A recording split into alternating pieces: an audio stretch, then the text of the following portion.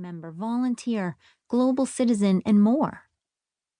And in each of these roles that we play, we have dozens, hundreds, maybe thousands of actions, tasks, and responsibilities that we need to manage in order to be the kind of person we want to be in all parts of our lives.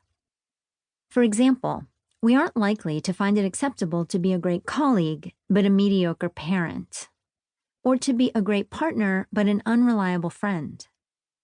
But holding ourselves to these high standards in all parts of our lives is not only hard, it can also be exhausting, overwhelming, and stressful.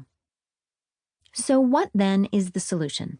Harnessing our time, our to-do list, and our productivity. Productivity is not some innate talent. It's a skill you can learn and practice like any other. Before you decide where you want to go with this book, it helps to understand where you are now with your productivity, your ability to achieve your most significant results. I generally see 3 different stages of productivity in my clients. Stage 1, busy but not productive. Have you ever had a day fly by in a flurry of activity but leave you unsure at the end whether you really accomplished anything? We all have days like this sometimes, but if you're in stage 1 productivity, almost all of your days fit this description. When you're at stage 1 productivity, you stay primarily in a reactive mode. Or if you read the first book in the series, Attention Management, you're in the reactive and distracted quadrant. This means that dealing with other people and other people's goals dominates your day. Going to meetings, answering emails, returning phone calls, clearing other communications like instant messages and chat, and putting out fires. Your job may require you to spend a lot of time being reactive. For example, if you're a manager, your job requires you to put your team's goals first, keep your team members on track, ensure they meet deadlines, and help resolve their interpersonal issues. If, however, you have even one responsibility that doesn't depend on your staff, for which you alone are responsible, and it cannot be delegated, then you must find some time to be proactive in order to get that project or task done. However, you'll have a hard time doing that if you're stuck in stage 1 productivity. This stage is often characterized by long work hours because you may spend your days dealing with others and spend your evenings and weekends getting your own work done, or the reverse. Stage 1 productivity is often a step on the path to burnout.